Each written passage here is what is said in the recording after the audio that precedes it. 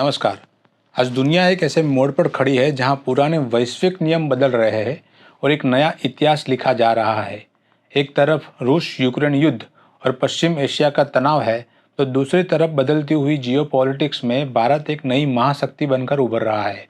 ऐसे में एक बड़ा सवाल उठता है, क्या दुनिया अब पश्चिमी देशों के दबदबे से बाहर निकलकर भारतीय सांस्कृतिक मूल्यों की ओर देख रही है?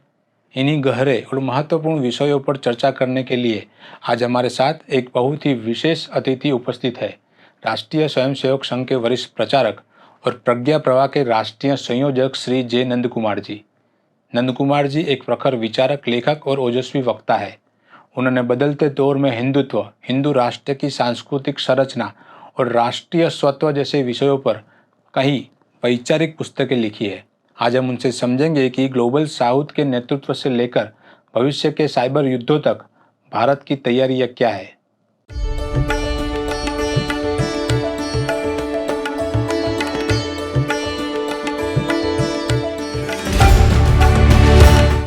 तो स्वागत है आपका इस पॉडकास्ट में नंद कुमार जी। नमस्कार। जी नमस्ते। मेरा पहला प्रश्न है, वर्तमान समय में जो वैश्विक जियोपॉलिटिकल है, जो समीकरण अभी बन रहे हैं, उसमें कुछ मूलभूत परिवर्तन आप देख रहे हैं? हाँ, जरूर एक मूलभूत परिवर्तन आ रहे हैं। वो परिवर्तन को मैं इस प्रकार से प्रस्तुत करना चाहता है, एक व्यवस्थित तरीके से वैश्विक शक्ति का एक पुनर्व्यवस्थापन हो रहा है। एक systemic reordering of world power ये हो रहा है। खासतौर पर आप अगर देखा है तो कोल्ड वॉर के पहले ये बाइपोलर सिस्टम था, America led bloc and Russian. लेकिन कोल्ड वॉर के बाद it has become a unipolar, मतलब यूएस, अमेरिका पूरा इसका नेतृत्व कर रहा था। लेकिन अभी जो परिवर्तन जो मैंने बताया, एक systemic reordering of the global system, वो उसमें एक मल्टीपोलर सिस्टम उभर कर आ रहा है। एक अमेरिका केवल पूरे विश्व को नेतृत्व कर रहे ऐसा स्थिति नहीं है। अनेक पावर सेंटर्स, फॉर एग्जाम्पल आप अगर देखा है तो चीन का जो इकोनॉमी और मिलिट्री के फील्ड में they have advanced much ahead. Bharat भी एक सेंटर इस रूप में शक्तिशाली उभर कर आ रहे हैं। इसमें इकोनॉमी एक साइड है, टेक्नोलॉजी भी हमारा एक साइड है। टू ए सर्टेन एक्सटेंट एक मिलिट्री पावर इस रूप में भी भारत एक रकनिंग फोर्स पूरे विश्व में बन गया है। और इसके साथ साथ गत 10-14 साल से जो हो रहा है एक सिविलाइजेशनल, सभ्यतागत असर्शन, सिविलाइजेशनल हमारा जो self expression all over the world, पूरे विश्व के सामने एक नया दृष्टिकोण देने का, इस दृष्टि पर भारत भी, इवन ब्राजील एक सेंटर इस रूप में, ऑल टुगेदर यूरोपियन यूनियन भी एक इकोनॉमिक ब्लॉक इस रूप में उभर कर आ रहा है।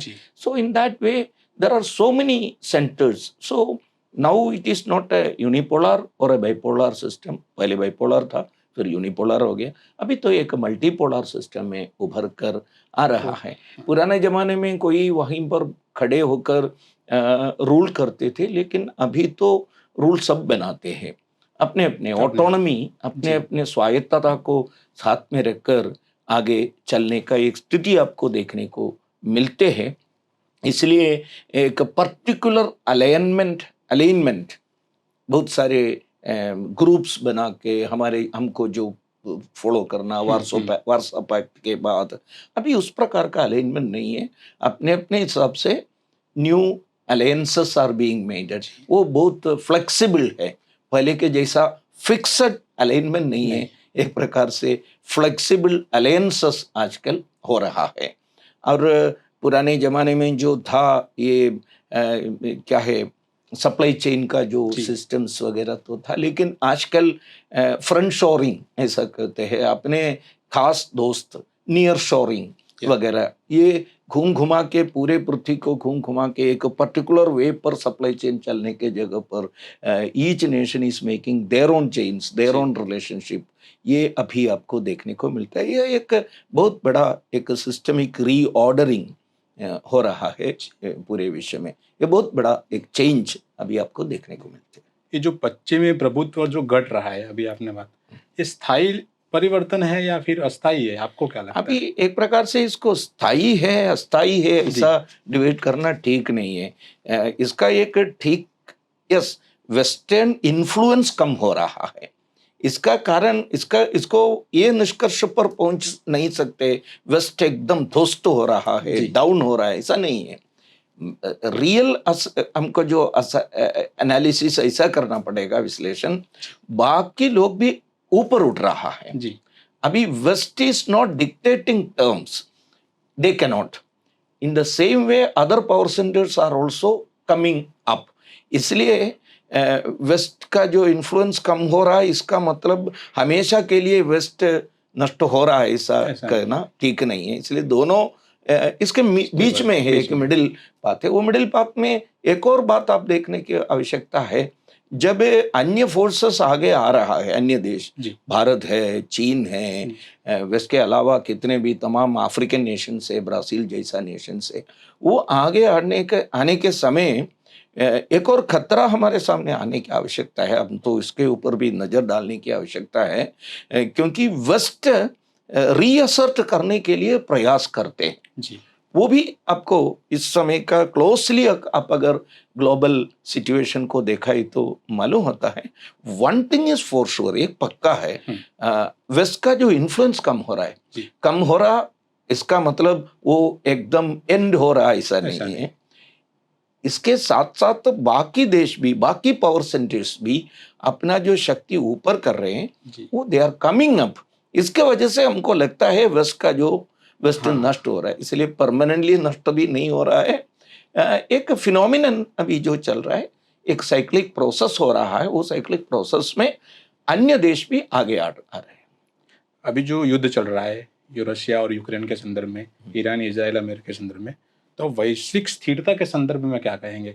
क्या ये थोड़ा टाइम और चलेगा या फिर किस प्रकार से इसको आप देखते हैं? अभी यूक्रेन और रूस का जो कितने हो गया, कितना जी, समय जी। से, हाँ, 2 साल से। लेकिन ये पूरे विश्व का जो बहुत सारे इश्यूज के ऊपर बाधा पहुंचाने वाला है, पहुंचाते रहा हैं। है, हाँ। ये यूक्रेन रूस वार आप देख लीजिए, एक पोस्ट कोल्ड वार कुछ नॉर्म्स था रिलेशनशिप के आधार पर। जी, जी। अन्य देशों के बीच में शीत युद्ध के बाद कुछ नॉर्म्स बनाया था, कुछ नियम ऐसा, अनडिक्लेयर्ड ऐसा भी कर सकते हैं, अनरिटन भी कर सकते हैं, लेकिन था।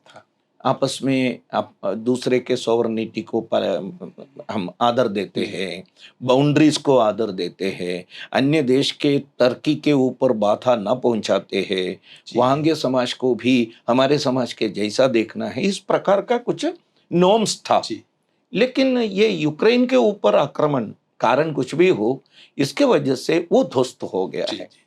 और वेस्ट एशिया के अंदर भी अन्य पावर ग्रुप्स एक एक एरिया को अपने इन्फ्लुएंशियल एरिया बनाने के लिए कोशिश करते हैं, और आर्थिक शोषण के लिए एक अवसर इस रूप में भी जी।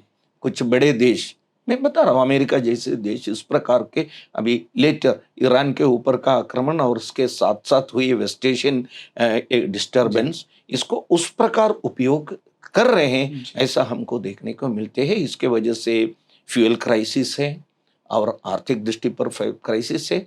इन टोटल आप तो बाकी इसका टेक्नोलॉजिकल, फिलोसॉफिकल, आइडियोलॉजिकल बात सब बाजू में रखकर सामान्य जन का, जी। सामान्य पीपल का जो स्थिति कितना दुखदायक हो गया है। देखिए अभी यूक्रेन में हम बच्चे अभी स्कूल्स में नहीं जा रहे, नहीं जा रहे, 2 और साल। वो ड्रंच में रहना पड़ता है, छोटे बच्चे, छोटे बच्चे। और बॉम्ब इनडिस्क्रिमिनेटली कहीं पर फॉल कहीं भी। होते हैं, और उसके वजह से कितने बच्चे के मृत्यु हो रहे हैं, कितने महिलाओं के जीवन के ऊपर खतरा डाल रहे हैं। Same thing is going on in Gaza में भी हो रहा है, लेबनान में भी हो रहा है, दुबई में, कतर में, ये सब जगह इस प्रकार का स्थिति हो रहा है। इन टोटल आप अगर इस विषय को देखा है तो एक आइडियोलॉजिकल इश्यू बाजू में रखिए, धार्मिक बातों को भी बाजू में रखे, सामान्य व्यक्ति का जीवन इतना कष्टदायक हो गया है, वो एक प्रकार से पूरे तरह से विश्व में इस प्रकार का एक माहौल खड़ा हो रहा है, इसका एक फार रीचिंग इम्प्लीकेशंस होने वाला है। This great powers who thought that they can control over others, इसके ऊपर भी एक प्रकार से धक्का मिल रहा है। रूस इतना बड़ा देश है, इतना शक्तिशाली है, लेकिन फिर भी यूक्रेन के ऊपर हमेशा के लिए कुछ नहीं कर सका।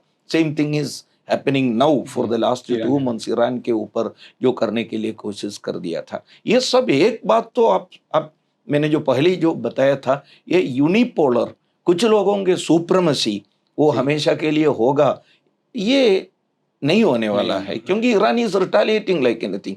Ukraine also, though it's a small nation, it is retaliating. So युद्ध, ये कन्वेंशनल युद्ध किसी विषय का एक समाधान देंगे ऐसा अभी नहीं है। वो एक बर्बर प्राकृत कंसेप्ट है, आज के जमाने में ये नहीं होने वाला है। जी, वैसे विचारधारा की तो लड़ाई नहीं लग रही है, आर्थिक हितों के लिए लड़ाई लड़ रही है, ऐसा लग रहा है हमें।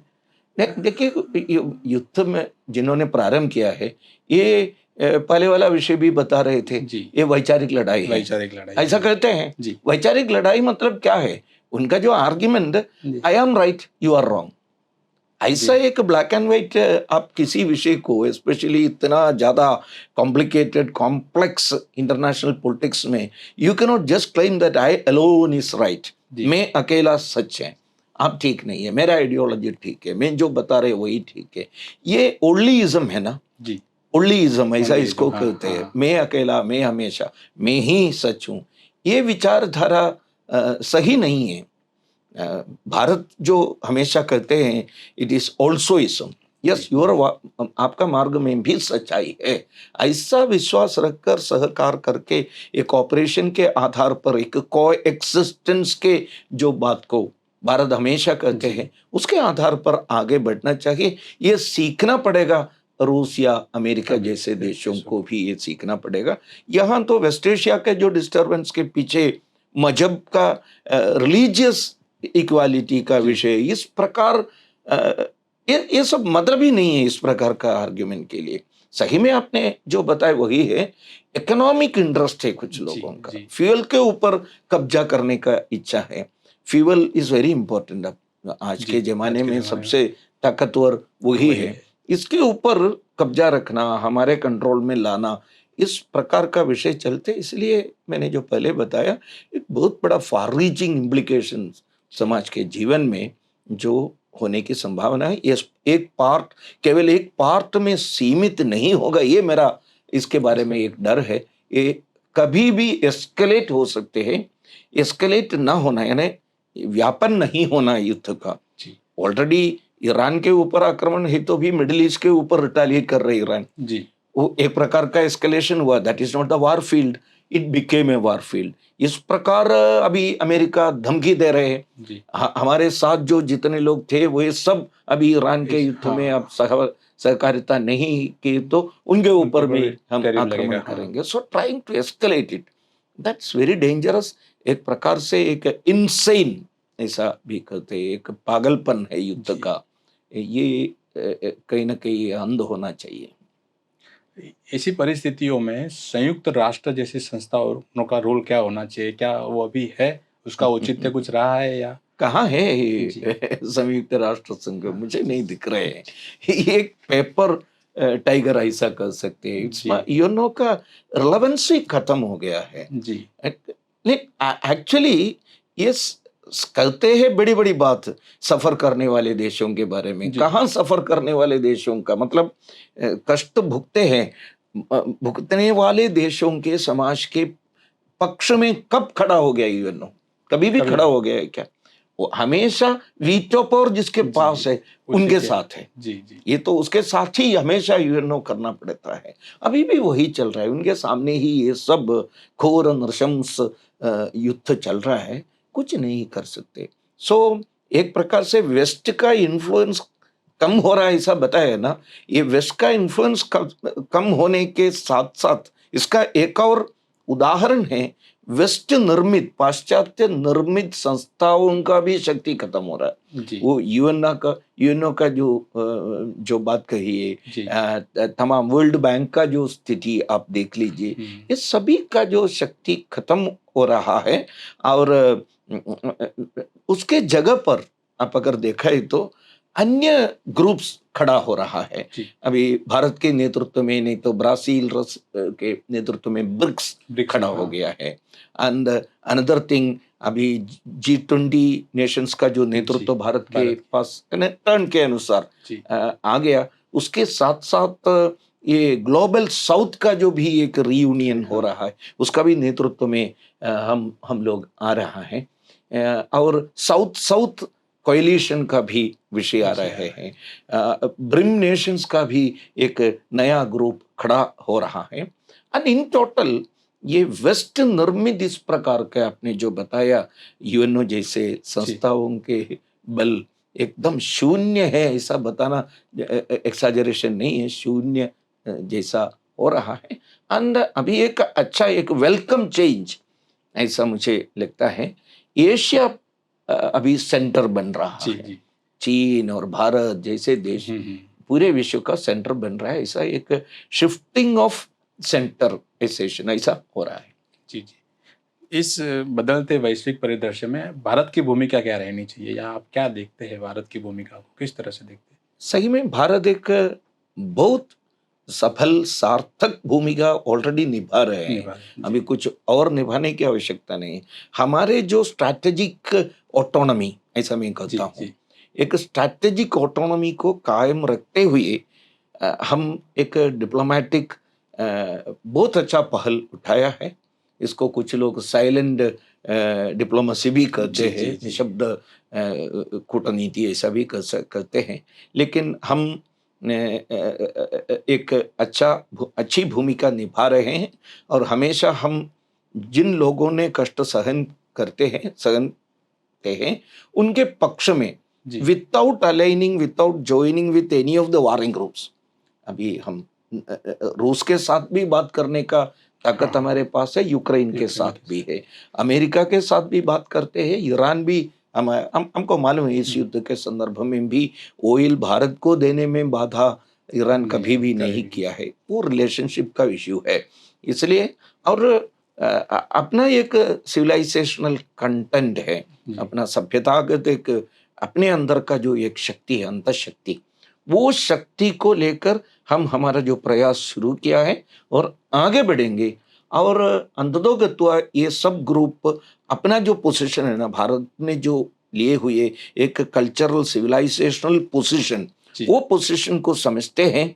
और इसका शुरुआत पहले से ही हुआ है। एक वसुधैव कुटुंबकम जो जी कल्पना जी हमने जी G20 के साथ जी पूरे विश्व के विश्व लिए में एक कल्चरल सिविलाइजेशनल वोकाबुलरी हमने दिया है, ये सब बहुत काम में आ जाएगा। हमारा जो एक प्रकार का एक धार्मिक, धार्मिक मतलब रिलीजियस नहीं है, जी एक धार्मिक कर्तव्य आधारित। जी अभी जो ये सभी युद्ध का, देश के अंदर का युद्ध या देश के बाहर बाहर का का युद्ध, ये युद्ध का कारण हमेशा ये अधिकार आधारित दृष्टिकोण के। दृष्टिकोण लेकिन हमको, व्यक्ति को भी कुछ धर्म है, जी ड्यूटी है, जी कर्तव्य जी है, नागरिक कर्तव्य नागरिक नागरिक कर्तव्य है। और अन्य व्यक्तियों के प्रति हमारा एक कुछ निष्ठा और कर्तव्य है। और देश को भी उस प्रकार का कर्तव्य है। जी ये अभी भारत का जो ये वोकाबुलरी है ना, ये जी पद जी हमारे जो पदावली भी पूरे विश्व ले रहे, पदावली जी प्रोसीड्स दिस टाइप ऑफ सही में चेंजेस ला रहे हैं। ये इसलिए मैंने बताया, हमारे स्ट्रैटेजिक डिप्लोमेटिक ऑटोनॉमी को कायम रखते हुए हम जो स्टेप्स अभी तक लिया है, मुझे लगता है राइट इंटेंट पर, राइट दिशा में वो आगे बढ़ रहा है। जी मेरा दूसरा प्रश्न वही है, जैसे आपने जो शब्दावली की बात कही, वसुधैव कुटुंबकम और विश्व गुरु भारत, इस अवधारणा को आप जियो पॉलिटिक्स में कैसे लागू किया जा सकता है? वही अभी हाँ जो हो रहा है, जी अभी जो मैंने बताया G20 नेशंस का जो समिट हुई, जी वो समिट में हमने पहली बार पूरे विश्व के सामने उस प्रकार का एक अनुग्रहदायक, ऐसा कह सकते हैं, एक ब्लेसिंग जैसा, हमारे जो प्राचीन ऋषियों ने बनाया हुआ एक वर्ल्ड ऑर्डर के प्रति, ग्लोब के प्रति, पृथ्वी के प्रति हमारे दृष्टिकोण क्या होना, इससे भी बेहतर एक दृष्टिकोण बना नहीं सकते। दैट वी हैव गिवन उदार चरितानां तु वसुधैव कुटुंबकम, ऐसा एक कल्पना हमने समाज के प्रति। इस प्रकार आप मैंने जो बताए कल्चरल सिविलाइजेशनल वोकाबुलरी बहुत हमने, अभी आपको मालूम होगा व्हेन हमने वैक्सीन बनाया था कोरोना के, और वैक्सीन इतने बहुत अच्छे एक्सपेरिमेंट्स करके हमारे जो वैज्ञानिकों ने, खास तौर पर महिला वैज्ञानिकों ने इस दायित्व लेकर इसको निर्माण किया। बहुत सारे डाउटिंग थॉमसेस थे भारत के अंदर, यानी ये क्यों हम बनाना चाहिए इस कष्ट स्थिति में, पैसा क्यों खर्चा कर रहे हैं, अमेरिका बना रहे हैं, जापान बना रहे हैं, ब्रिटेन बना रहे, वहाँ से हम खरीदना चाहिए। ये एक मेंटालिटी है कुछ लोगों को, भारत आगे नहीं बढ़ना भी नहीं चाहिए, ऐसा भी सोच है। अगर वैक्सीन समय पर नहीं पहुंचा नहीं है तो करोड़ों लोगों की मृत्यु से भी उनके पॉलिटिकल फ्यूचर देखने वाले लोग भी हैं, इसलिए उन्होंने ऐसा प्रचार किया। लेकिन भारत ने ऐसा स्ट्रॉन्ग डिसीजन लिया, we have to go ahead with the experiments and we found out 2 vaccines. वो वैक्सीन हमारे लिए केवल नहीं है जी, और बाकी देशों को बेचकर पैसा कमाने के लिए भी नहीं है। हमने उस समय ये किया, अन्य देशों को हमने मुफ्त में फ्री डिस्ट्रीब्यूट किया। वो फ्री डिस्ट्रीब्यूशन के लिए जो फ्लाइट जा रहे थे, आप देखे होंगे, ये मैंने जो वोकाबुलरी का कल्चरल वोकाबुलरी बताया ना, ऐसा एक शब्द, एक सेंटेंस लिखा भी था, सर्वेपि सुखिनः सन्तु सर्वे सन्तु निरामया, सर्वे सन्तु निरामया, ऑल शुड बिकम निरामय, ने रोग विहीन बनना चाहिए ऐसा। So this type of thoughts हमने दे रहे हैं। एंड अनदर थिंग, विश्व के सामने हम विश्व गुरु जो जब कहते हैं, कुछ लोगों को विश्व गुरु शब्द को भी आपत्ति है जी, ये क्यों आप गुरु बनना चाहते हैं क्या? सी, ये वेस्टर्न कंसेप्ट का जो ये टीचर मेंटालिटी नहीं है गुरु का।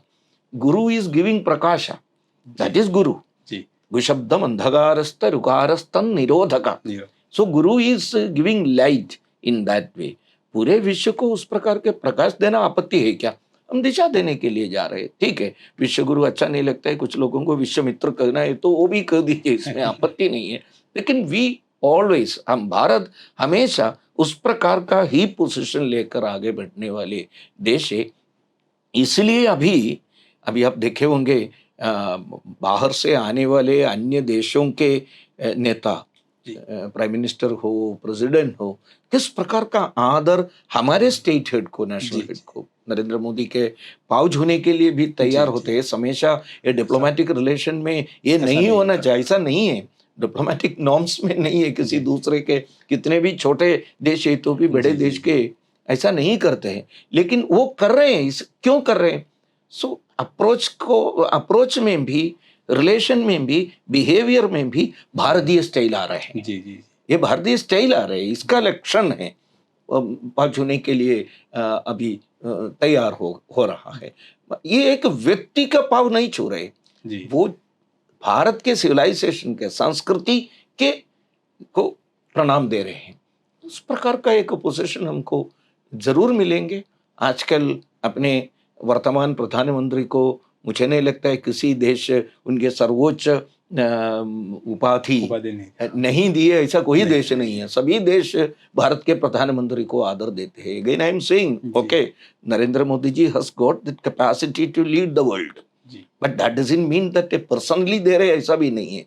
भारत को दे रहे हैं, भारत के महत्ता को दे रहे हैं। मोदी जी भी वही कहते हैं, it is not for me, मेरे देश के लिए है, मेरे माता जी के लिए है, ऐसा जो कहते। सो दिस अप्रोच, वसुधैव कुटुंबकम अप्रोच, जी, ये तो चाणक्य ने उनके जो फॉरेन डिप्लोमेटिक रिलेशंस के बारे में उस समय जो लिख कर रखा था, मंडला थियरी और इस प्रकार का जो थियरी रखा था, उसमें भी ये सिविलाइजेशनल कंटेंट, एक सभ्यता, सामान्यतः डिप्लोमेसी में ये सभ्यता, संस्कृति, धर्म, ये कुछ भी नहीं था। केवल क्या है, आर्टिफिशियल रिलेशनशिप, ये सब भी था। लेकिन उसके जगह पर अभी ये आ रहे हैं, ये भारत का सेल्फ असर्शन है, हमारा जो self expression and self assertion for the welfare of the whole world.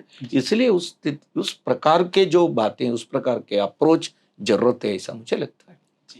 पश्चिम में जो रियल पॉलिटिकल मॉडल है और भारत का जो सांस्कृतिक नैतिक दृष्टिकोण है, इस वैकल्पिक मार्ग कोई हो सकता है, या भारत का या उन लोगों का, आपको क्या नहीं, लगता है? मुझे लगता है भारत का जो सांस्कृतिक धार्मिक जो आधार मॉडल पर आधार है, कर्तव्य हाँ। आधारित जो मॉडल है, जी, वो मॉडल ही एक प्रकार से एटर्नल रहने वाला है। जी, जी। ये रियल पॉलिटिक यानी क्या है? वो if you are doing some good to me, I will do something good for you. If I am feeling that you are not thinking in a right direction against me, I will attack you. जी, जी। What else is this so called realpolitik? जी, जी। और इसलिए ये this realpolitik हमेशा power oriented है, जी, इकोनॉमिक ओरिएंटेड है। एंड आप कुछ फायदा मेरे को दिए तो एक प्रकार का एक कॉन्ट्रैक्ट है। जी, रियल जी, पॉलिटिक जी। है ना, ये कॉन्ट्रैक्ट है। कॉन्ट्रैक्ट। ये भारत का जो कंसेप्ट ऐसा नहीं है, मैंने जो बताया जी, बस। अधिकार आधारित से भी ज्यादा कर्तव्य आधारित है। जी, जी। ये तो धर्माधारित है, पावर सेंट्रिक नहीं है। ये एक प्रकार से म्यूचुअल रेस्पेक्ट जी, का है। म्यूचुअल रेस्पेक्ट ये है। जी, जी। परस्पर आदर रखकर। और इसके इसके परे ये संस्कृति का एक और लक्षण परस्परम भावयन्तः, ऐसा एक कंसेप्ट है। भगवत गीता में भगवान कहते हैं श्रेयस सफलता विजय कहाँ मिलते हैं? श्रेयान सुधर्म भगवान कहते हैं परस्परम भावयन्तः श्रेय परमवाप्स्यथ। हम mutual respect, mutual dependence, mutual help, इसके आधार पर ही आगे बढ़ेंगे। इसलिए western realpolitik is not going to continue much. ये रियल पॉलिटिक कंसेप्ट ही युद्ध का कारण बन गया जी, है। जी। लेकिन युद्ध अगर हमेशा के लिए बंद होना चाहिए तो ये भारत के सांस्कृतिक सिविलाइजेशनल जो अप्रोच ही आने की आवश्यकता है। जी, जी। क्या धर्म आधारित वैश्विक व्यवस्था एक व्यवहारिक संभावना बन सकती है? Sure, there is no doubt about that. अच्छा। It is going to sustain. इसका जो लक्षण आपको पूरी तरह मिलते दिख रहा हैं, है, दिख धर्म रहा है। आधारित मतलब रिलीजियस रिलीजन आधारित नहीं आधार है। नहीं। धर्मो धारयति प्रजा, यानी प्रजा को धारण करने वाला जो तत्व, जी, इसको उसको धर्म कहते हैं। ध्रुव धातु से जी, धर्म जी। बनते हैं, and that is holding together. See, पूरे विश्व को यत्र विश्वम भवत्येक नीडम, ऐसा कहने वाले लोग हैं भारत। इत्र विश्वम, ये पूरे विश्व एक पक्षियों का जो नेस्ट जैसा है, जी, जी। ऐसा हम कहते हैं। वो उसमें सबसे महत्वपूर्ण क्या है? देखिए वो दैट सिंबल इटसेल्फ इज इतना सुंदर और सार्थक है, अर्थ संपुष्ट है। एक छोटे से पक्षियों का जो पक्षी का जो बस। परिवार, बच्चे, ये सब मिलकर रहने का एक हौसला, यह विश्व उसमें क्या है, होल्ड कर रहे हैं सभी लोग। जी, इसको कहते हैं धर्म। इसलिए वो धर्माधारित कंसेप्ट पूरे विश्व में आने चाहिए।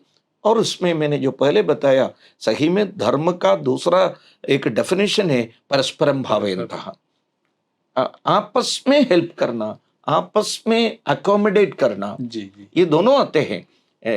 Accommodation and adjustment. जी, एडजस्ट, हम स्वयं एडजस्ट करना औरों के साथ, जी, और जिनको आवश्यकता है उनको अकोमोडेट करना। जी, जी। भारत के जो प्राचीन इतिहास क्या है, आप जरा देख लीजिए। जब सीरियन क्रिश्चियंस यहाँ आए, उनके वहाँ उनके देश में इतना ज्यादा उत्पीड़न हो रहा था उनके खिलाफ, जी, उस समय वो कहीं पर, यानी पूरे विश्व में गया, विश्व के एक ही जगह पर उनको अकोमोडेशन मिला है। अकोमोडेट किया हमने। अकोमोडेट करने के लिए यहाँ के जनता, हमारे सिविलाइजेशन का जो बलबूते पर हमने उनको, उनके लिए स्वयं एडजस्ट भी किया। आगे चलकर कुछ लोग एक धर्म विकृति है ऐसा कहा है, तो भी जी। ये हमारे रक्त में है। जी, किसी यूएनओ ने पास किए हुए कानून के आधार पर उनको हमने स्वागत किया, ऐसा नहीं है। पारसी लोग, सारतुस्ट्रा लोग आए हैं, यहूदी लोग आए हैं। यहूदी लोगों ने उनके जो हिस्ट्री में लिखा है, पक्का पूरे विश्व में कहीं पर इस प्रकार का स्वागत हमको नहीं मिला। मिला। इसलिए मैंने बताया, we have adjusted ourselves to accommodate others. ऐसा हमने किया है। इस सभी का नाम अगर एक शब्द में आपको वर्णन करना है तो इसको कहते हैं धर्म। ये हमारा धर्म, ऐसा हमने मानते हैं।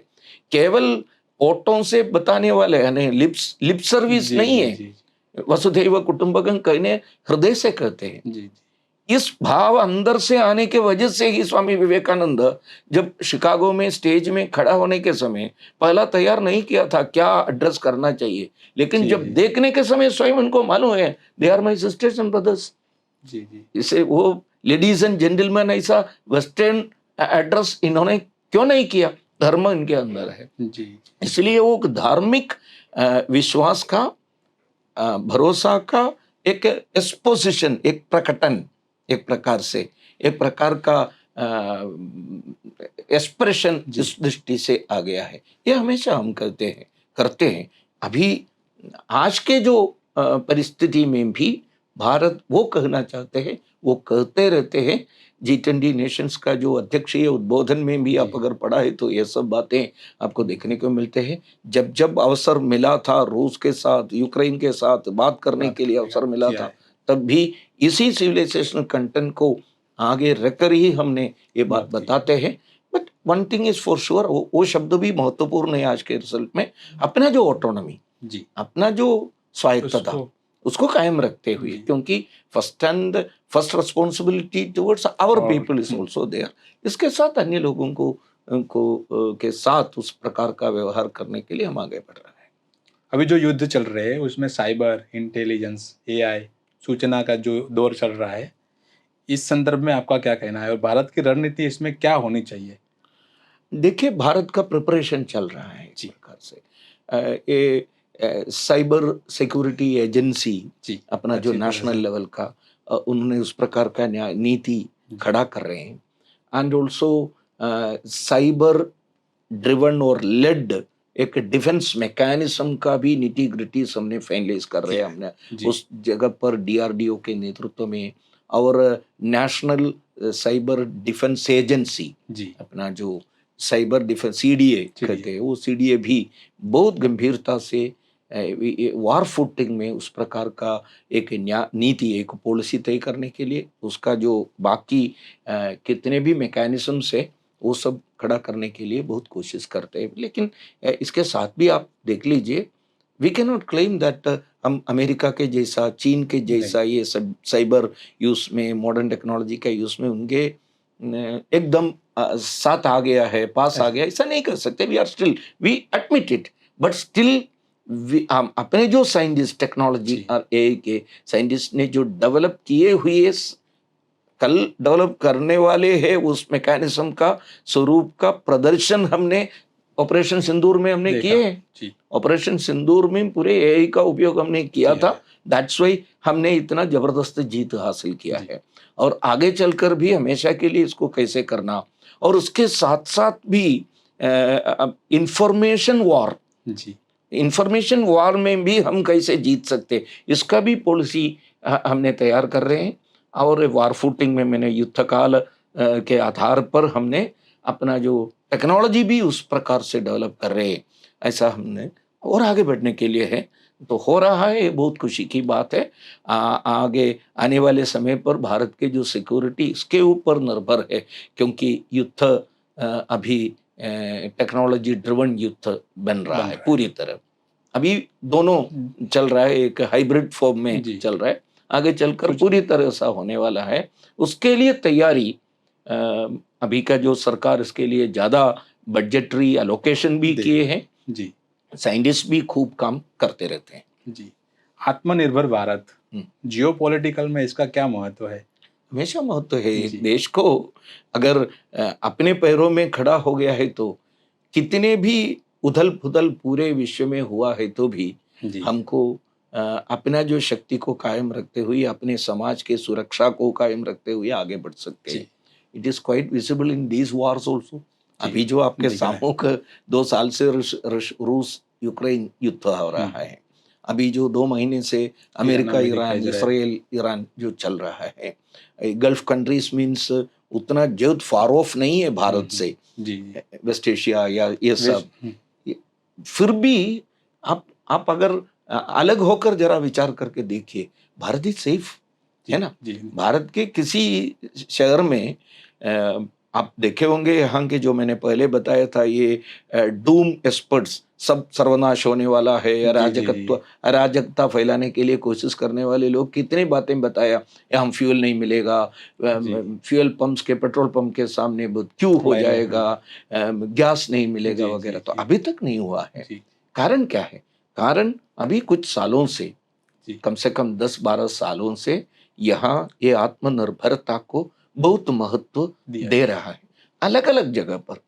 देखिए फॉर एग्जांपल अप्रैल 6 को भारत का फास्ट ब्रीडर टेक्नोलॉजी के आधार पर न्यूक्लियर एनर्जी निर्माण का प्रोटोटाइप का एक क्रिटिकलिटी में हम जी, अप्रैल 6 में आ गया। सुदूर साउथ में आपको मालूम होगा कल्पाकम में जी। इसका जो एक्सपेरिमेंट सक्सेसफुल हो गया। सक्सेसफुल हुआ। सक्सेसफुल होने के लिए सही में कब होना चाहिए? 16 साल पहले ये क्रिटिकलिटी अप्रोच होना चाहिए। एक्वायर करना चाहिए था। कुछ लोगों ने वो आत्मनिर्भरता के बात जी, में भी ध्यान नहीं नहीं दिया, दिया। इसलिए अभी अभी मैंने करना अभी पड़ा। का गवर्नमेंट किया सब कुछ ऐसा नहीं कर रहा हूँ, पॉलिटिकली जी, नहीं बता रहा हूँ, लेकिन आत्मनिर्भरता को इतना ज्यादा जी। जोर देने वाले गवर्नमेंट आने जी, के जी, बाद जी। बजटरी अलोकेशन भी उस प्रकार से दिया है, जी, और देने के वजह से अभी जो हमने एक्वायर किया हुआ अपना जो फ्यूल टेक्नोलॉजी का ये जी, फास्ट ब्रीडर टेक्नोलॉजी इतना महत्वपूर्ण नहीं, आज समय नहीं है इसलिए मैं ये विस्तार से नहीं बता रहा हूँ। जी, केवल रूस ने इसको हमारे सामने आगे है। जी, जी। अमेरिका, ब्रिटेन, जापान, जर्मन सब प्रयास किया, अभी भी उनको कर नहीं पाए। इसके सबसे जी, महत्वपूर्ण बात, अगर अ, अभी प्रोटोटाइप का जो हो गया, लेकिन इसका मतलब पूरा हुआ ऐसा नहीं है, और 10 साल लगेगा इसको जी, जी, कमीशन। ये कमीशन क्या है, तो क्या होने वाला है इसको समझने के लिए सिंबल एक एग्जांपल मैं बता रहा हूँ। जी, fuel which is being used to create nuclear energy, जी। वो न्यूक्लियर एनर्जी क्रिएट करने के साथ साथ जो बचे हुए फ्यूल, पहले फ्यूल बेचेगा, हुँ। एक अक्षय पात्र बन रहे हैं एक जी, प्रकार जी, से। जी। मैं इसको एक कविता के भाषा में बताए तो जी, एक अक्षय पात्र मतलब फ्यूल और आपको ढूंढ कर लाने की आवश्यकता नहीं नहीं। पड़ेगा। as simple जी, as जी, it is, if you are filling your bike with 10 litre petrol सुबह, जी, 10 लीटर कितने किलोमीटर चल सकते हैं, सब चलने के बाद वापस घर में आने के समय आपके पेट्रोल बॉक्स में, पेट्रोल टैंक में 12 लीटर है तो कैसा होगा? जी, ये मैं एक्सैजरेशन नहीं जी, है, ऐसा एक टेक्नोलॉजी हमने ढूंढ के निकाला है। जी। इसमें थोरियम डिपॉजिट का भी थोरियम, खूब जी, उपयोग होने वाला है। Thorium, from thorium only we can develop uranium 233 isotope. जी, अभी तक 235 आइसोटॉप इज यूजिंग, जी, 233 is the most convenient one. That is why thorium को लोग कहते हैं ये है पूरे विश्व का क्या है, मदर ऑफ ऑल फ्यूल्स ऐसा जी, कहते जी, हैं, जी, और एम्बरर ऑफ फ्यूल्स, ऐसा बहुत सारे विशेषण मिलते हैं। ये थोरियम डिपॉजिट पूरे विश्व में हमारे पास है। जी, मतलब आत्मनिर्भरता के दृष्टि पर हम आगे बढ़ने के समय ये जी, अन्य देशों के ऊपर क्रूड ऑयल के लिए डिपेंड करने की जगह पर जी, हम ये न्यू टेक्नोलॉजी के आधार पर, फास्ट ब्रीडर टेक्नोलॉजी के आधार पर वी जी, are going to make nuclear energy enough to supply to the whole world. जी, हमारे यहाँ इतना कम होने वाला। इस प्रकार बहुत सारे विषय, जी, ऑपरेशन सिंदूर में भी हमने जो विजय हासिल किया, and also we ji, announced युद्ध विराम। ऑपरेशन सिंदूर को स्थगित नहीं किया, जी, युद्ध विराम for a certain time, Pakistan has to obey us, जी, है ना। अभी हमने, हाँ कारण है, कारण के आधार पर हमने उनके अंदर जाकर आक्रमण किया। जी, आक्रमण करके उनके एक शहर आप बताइए पाकिस्तान में जहां हमने आक्रमण नहीं किया ऐसा, एक न्यूक्लियर सेंटर आप कहिए जहां जी, भारत ने बंद नहीं किया, वो उसको बंद करिए बंद ना। किया। किराना जी, हिल्स जी, में क्या हुआ है, हाँ, ये चमत्कार हुआ था, जी, लेकिन हमने बंद कर दिया युद्ध। पाकिस्तान, देखिए अमेरिका और ईरान कहीं पर उन्होंने बाउंड्री शेयर नहीं कर रहे, जी, इतना दूर में है, नहीं, फिर भी युद्ध युद्ध चालू चल है। रहा है। भारत और पाकिस्तान बाउंड्री जी, इतना जुड़ी हजारों हुई है। किलोमीटर शेयर कर रहे, फिर भी हमने तय किया युद्ध प्रारंभ करने के लिए, जी, हमारे टर्म्स के आधार पर युद्ध बंद कर दिया, वी आर सेफ। ये भी आप देखिए, इसका भी कारण कुछ हद तक मिलिट्री इक्विपमेंट्स में, जी, टेक्नोलॉजी में, एआई में, ये साइबर डिफेंस डिफेंस मैकेनिज्म में। में हमने कुछ हद तक, मैं बता रहा, आई एम जी, नॉट जी, फुल्ली जी, नहीं बता रहा, कुछ हद तक हम आत्मनिर्भर हो गया इसके वजह से। सो होल जियोपॉलिटिकल सिनारियो में जी। भी अगर भारत को सर ऊपर करके खड़ा होना है होना तो हम आत्मनिर्भर होने की आवश्यकता है। अभी पूरे विश्व में भारत एक ताकतवर नेशन ऐसा कहने का कारण भी ये है, economically we have crossed Japan, already जी। क्रॉस किया है। लोग कहते हैं वर्ल्ड बैंक ने अनाउंस नहीं किया, अभी भी पांचवा पोजीशन में। जी। ये तो मैटर ऑफ मिनट्स है, matter of minutes I would like to जी। से, बिकॉज वी आर हम तो 6-7% का जो जीडीपी ग्रोथ रेट हमेशा हाँ। कंटिन्यूसली जी। दिखा रहे हैं। जापान में कितना है? 1% 1, मुश्किल 2, से। 3 सब।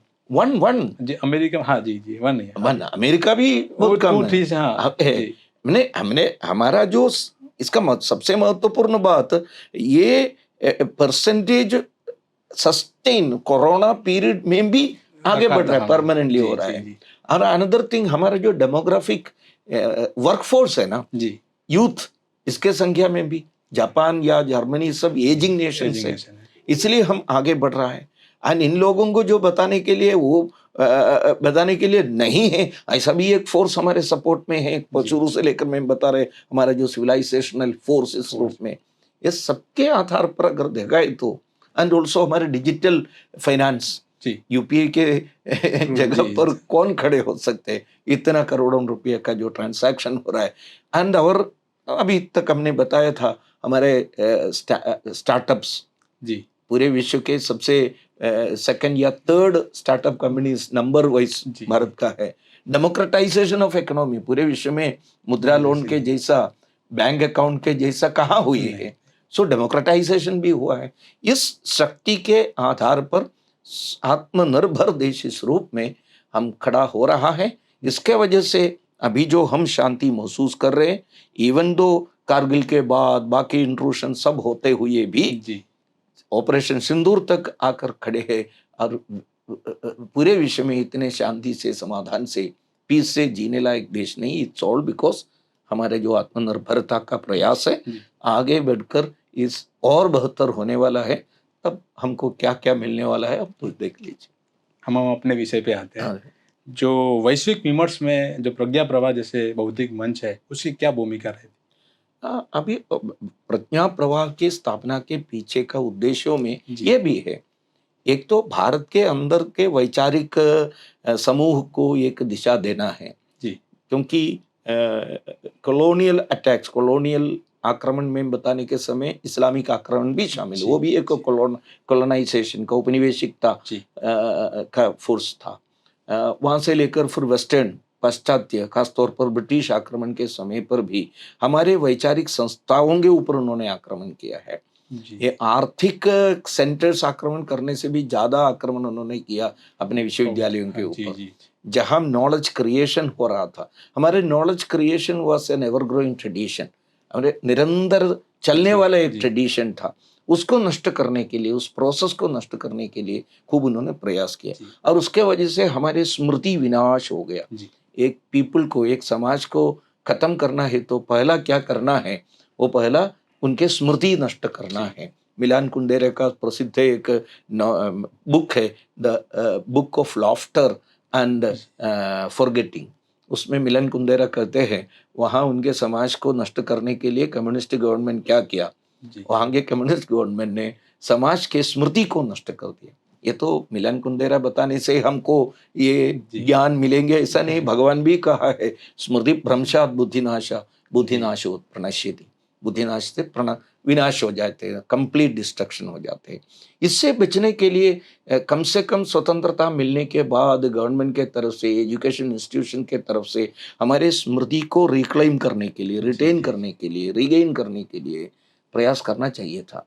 अपना जो नष्ट हुए अपनी किताबों का पुनर्निर्माण होना चाहिए था। जी, भारतीय ज्ञान परंपरा को एक स्थान देने की आवश्यकता थी, ये जी, करना चाहिए था।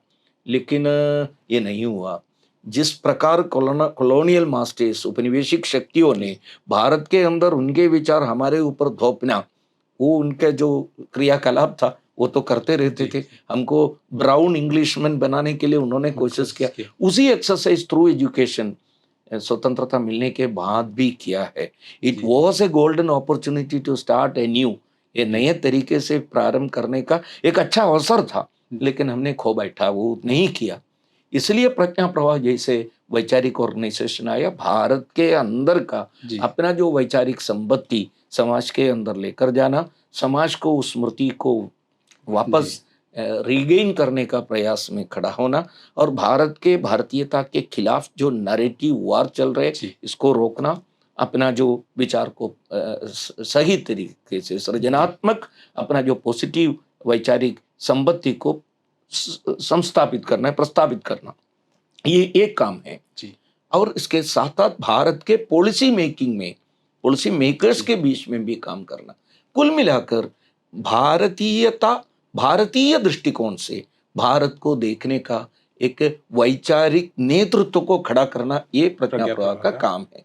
जी इसी काम हम पूरे विश्व में भी करना चाहिए। मैंने शुरू से लेकर जो बता रहे हैं, जी अपना जो सभ्यतागत अपना जो विषय वस्तु को जी पूरे विश्व के लिए जरूरत है इसका, जी लेकिन वहां भी भारत के खिलाफ, हिंदुत्व के खिलाफ, सनातन धर्म के खिलाफ जी खूब प्रचार हो रहा है। उदाहरण के रूप में रिसेंटली कोलंबिया यूनिवर्सिटी में डिसमैंडलिंग हिंदुत्व जैसा सेमिनार्स कर रहे हैं। जी उसको देखकर भारत के अंदर भी कुछ यूनिवर्सिटीज डिस्ट्रॉइंग, एनिहिलेटिंग हिंदुइज्म ऐसा करके प्रयोग चल रहा है।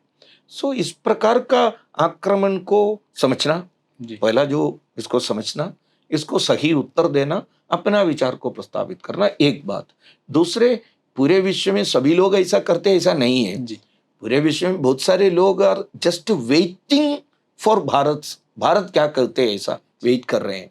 सो दे नीड भारत स्टोरीज ऐसा कहते हैं। जी जी भारत स्टोरी मीन्स पुराने कोई कहानी बताना नहीं। ऐसा नहीं है, भारत के विचार चाहिए उनको। जी ये देने के लिए भी एक अच्छे प्रतिनिधियों को बनाना, विश्व के अन्य अन्य तमाम वैचारिक क्षेत्रों में, वैचारिक संस्थाओं में, शिक्षा संस्थाओं में ऐसे प्रेजेंस खड़ा करना, ये भी प्रज्ञा प्रवाह का काम भी, वो भी हमने अलग अलग संस्थाओं के द्वारा अभी आजकल जी धर्मा सिविलाइजेशन फाउंडेशन जैसा ऑर्गेनाइजेशन के द्वारा अभी जो चल रहा है, जी वाहा जैसा इंस्टीट्यूशन से, world association of Hindu academicians, जी ऐसे ही सभी सब मिलकर पूरे विश्व में इसको स्थापित करना। आर्थिक दृष्टि पर भारत आगे बढ़ने के समय स्वाभाविक रूप में वैचारिक दृष्टि पर भी भारत आगे बढ़ना चाहिए। Otherwise we can make a developed India but it will not be a Viksit Bharat. Ji developed India और विकसित भारत में बहुत फर्क है। It is not just translation. अगर विकसित भारत पूरे विश्व में खड़ा होना चाहिए तो भारत के भीतर और भारत के बाहर ये वैचारिक युद्ध जारी रखने की आवश्यकता है। वो प्रज्ञा प्रवाह समझता हूँ, उसमें एक निश्चित भूमिका प्रज्ञा प्रवाह को भी करना है। ये जो वैश्विक नैरेटिव है, इसमें हमारा जो बौद्धिक जगत है या बौद्धिक एकेडमी है, वो अपनी उपस्थिति कैसे दर्ज करा सकती है? जैसे प्रज्ञा प्रवाह करा रही है, वैसे बहुत सारी काम हमारे भारत देश में हो रहा है ऐसी संस्थाओं। तो वैश्विक नैरेटिव में हमारा रोल क्या रहता है और कैसे उपस्थिति करा सकते हैं हम? नहीं, करने में अपने जो यूनिवर्सिटीज तैयार होना चाहिए, जी अपने एकेडमिक इंस्टीट्यूशंस तैयार होना चाहिए। देखिए, भारत के खिलाफ जो नैरेटिव खड़ा करने में पाश्चात्य यूनिवर्सिटी जी स्वयं आगे बढ़ रहा है। जी जी उसको अगर रोकना है तो प्रज्ञा प्रवाह जैसे वैचारिक ऑर्गेनाइजेशन काम करेंगे, जी लेकिन इसके साथ साथ यहाँ के ऑफिशियल फॉर्मल अपना इंस्टीट्यूशंस भी, जी ने दो यूनिवर्सिटीज के बीच में झगड़ा करने के लिए नहीं है। जी उन्होंने जो विचार भेज रहे हैं ना, जी उसके खिलाफ हमारे वैचारिक अस्त्र जी जी वापस देने की आवश्यकता है। उस प्रकार का रिसर्चर्स हमारे एजुकेशन इंस्टीट्यूशंस में आने की आवश्यकता है। इसके लिए मेरे ख्याल से पहला जो ये भारत, एक तो डिकॉलोनाइज करना अपने एजुकेशन सिस्टम को, उपनिवेशिकता से मुक्त करना पहला। आज अभी भी अपने तमाम इंस्टीट्यूशंस के अंदर ये सर्विट्यूड, ट्रेसेस ऑफ सर्विट्यूड, यानी गुलामी का एक अंश अभी भी बाकी है जी सब में। वो हमेशा रिसर्च का जो मेथोडोलॉजी भी वेस्टर्न मेथोडोलॉजी को अपनाते हैं। डिकॉलोनाइज करना, रिसर्च मेथोडोलॉजी भारतीयकरण करना और कंटेंट जनरेट करना, इसके लिए भारतीय ज्ञान परंपरा का उपयोग हमको लेना। और कुल मिलाकर अपने यहाँ के यूनिवर्सिटीज, तमाम शिक्षा संस्था भारत को वैचारिक दृष्टि पर पूरे विश्व के सामने खड़ा करने का दायित्व निभाने वाले एक प्रकार का वैचारिक नेतृत्व बनने की आवश्यकता है। ये हम हमेशा अपने जो इंस्टीट्यूट्स के सामने भी रखते हैं। उस प्रकार का इंस्टीट्यूट्स का जो centres I would like to say, हम तो आजकल विदेश से यूनिवर्सिटीज को इधर इन्वाइट कर रहे हैं। हमारे यहाँ के universities, Banaras Hindu university, Jawaharlal Nehru university, DU जैसे यूनिवर्सिटीज क्यों वाशिंगटन में, लॉस एंजलिस में, लंदन में, बर्लिन में क्यों नहीं जाकर खड़ा नहीं कर सकते? वह करने की आवश्यकता है। उस प्रकार का एक असर्टिव मेंटालिटी, एक विक्रांत मनस्थिति ये हमेशा आवश्यकता है। भगिनी निवेदिता हमेशा कहते हैं हमको चाहिए एक विक्रांत, असर्टिव, एग्रेसिव, ऐसा हमेशा जो आक्रमण हो रहा है, आक्रमण के सामने खड़े होकर ये करना ठीक नहीं है। हम तो उसको उत्तर देने की आवश्यकता है। उस प्रकार का मेंटालिटी अपने एजुकेशनल इंस्टीट्यूशंस को, रिसर्च कम्युनिटी को, कुल मिलाकर एकेडमिक कम्युनिटी इसको हाथ में लेने की आवश्यकता है। इसमें प्रोफेशनल एकेडमिशियंस भी हो सकते हैं, नेशन फर्स्ट, राष्ट्र सर्वोपरि कर्मशील लोग भी इसके लिए आगे आने की आवश्यकता है। वो आ रहा है, इसको और पुश देना चाहिए। देखिए, मैं एक उदाहरण बताकर इस क्वेश्चन का आंसर समाप्त करूंगा। देखिए, पूरे विश्व में कला जगत में सिनेमा के फील्ड में भारतीय विचार अभी हॉलीवुड में एक बहुत बड़ा स्थान अपनाया है। हाँ। आप अगर मैट्रिक्स देखो, इंटरस्टेलर देखो, इस प्रकार के तमाम फिल्म्स देखा है तो भारतीय विचार है। लेकिन वो करने वाले लोग जेम्स कैमरून जैसे विदेशी व्यक्ति है। लेकिन भारतीय विचार को वहां फैलाने का दायित्व में हम भी आगे बढ़ना चाहिए। थोड़ा बहुत हो रहा है। कला के क्षेत्र में बहुत सारे कलाकार, अभी तो कितने भी बड़े बड़े बिनाले, बड़े बड़े ट्रिनाले आर्ट फेस्टिवल्स हो रहे हैं। आप अगर सीधा अच्छा आराम से देखा है तो मालूम होता है भारतीय विचार, भारतीय दर्शन वहाँ कला में भी वापस आ रहे हैं।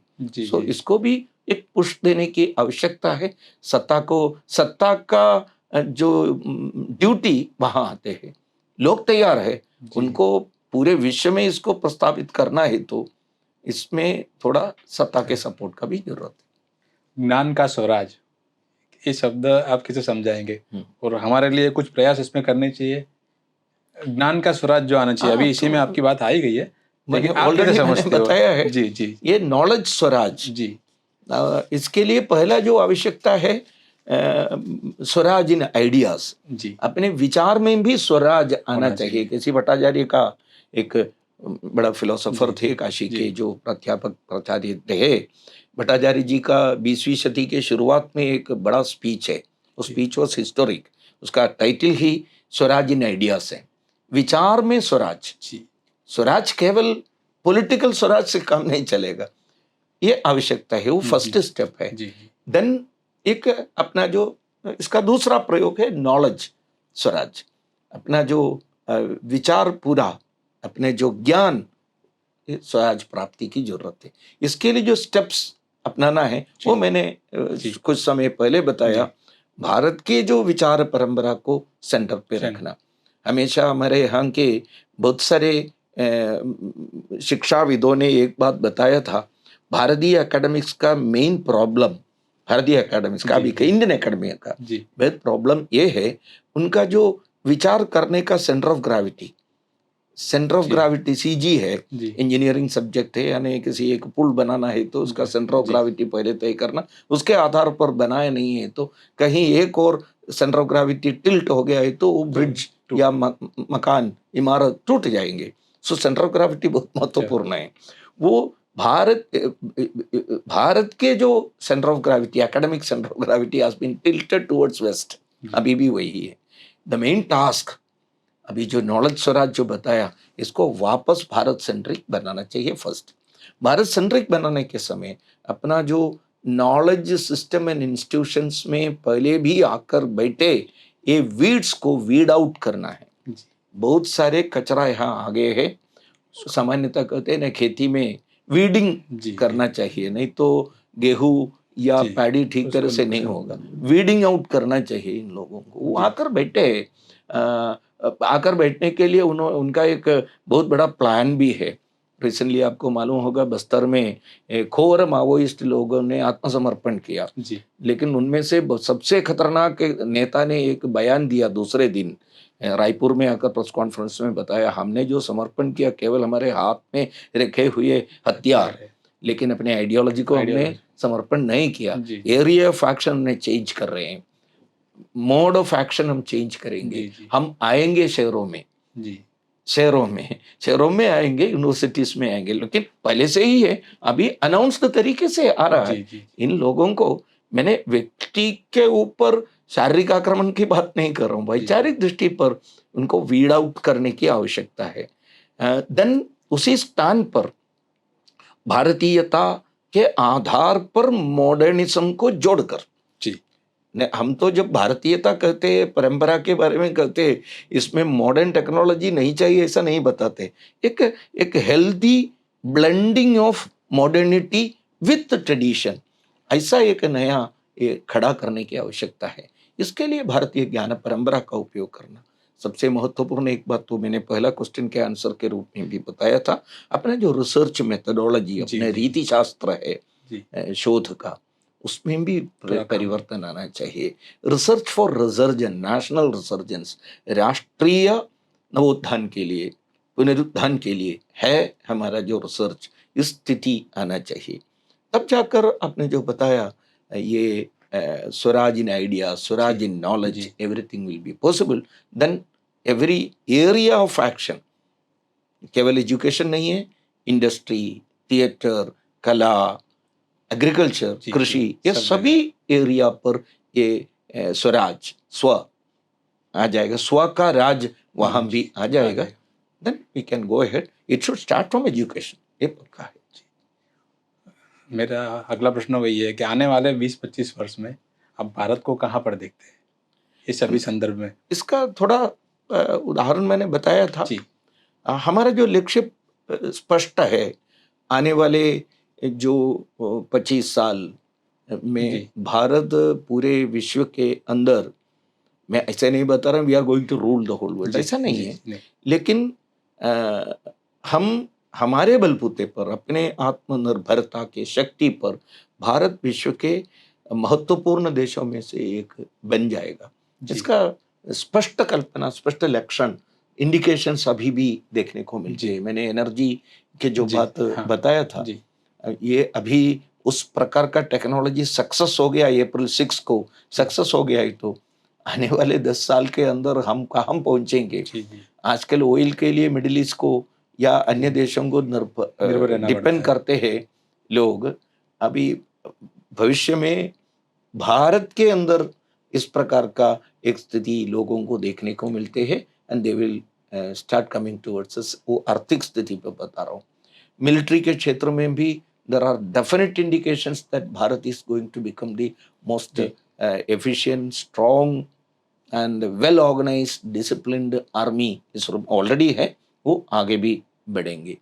अपने जो खेती के ऊपर ज़्यादा कितना ध्यान देना चाहिए था, अभी बहुत आवश्यकता है, खेती के स्वायत्तता, ये सब विषयों का बारे जी में है। इस प्रकार अगर देखा है तो सभी क्षेत्रों में भारत आगे बढ़ने की खूब संभावना हम जी सामने दिख रहे हैं। इसका सबसे बड़ा एक स्ट्रेंथ, पहले भी मैंने बताया, हमारी आबादी है, जी जी डेमोग्राफी। डेमोग्राफी में कर्तृत्व शेषी जिनके पास है, युवा समूह, जी युवा समूह पूरे विश्व में सबसे ज्यादा भारत के अंदर है, जी क्योंकि हम just entered into the demographic window.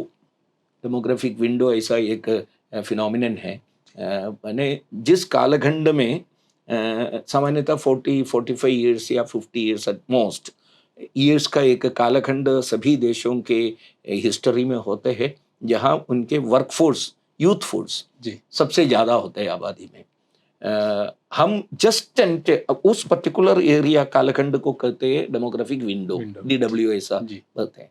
Bharat अभी अभी उसमें उसमें प्रवेश एंटर किया हुआ है, जी लेकिन अमेरिका जैसे देश उसमें से बाहर आ गया है, मतलब एजिंग शुरू हो गया है। जी चीन भी लगभग इसमें बाहर आ गया है, एजिंग हो रहा है। जी अब इसलिए आने वाले 25 साल बहुत सिग्निफिकेंट है, इम्पोर्टेंट है, हिस्टोरिक ट्रांसफॉर्मेशन, ऐसा ऐतिहासिक जी परिवर्तन आने वाले हैं।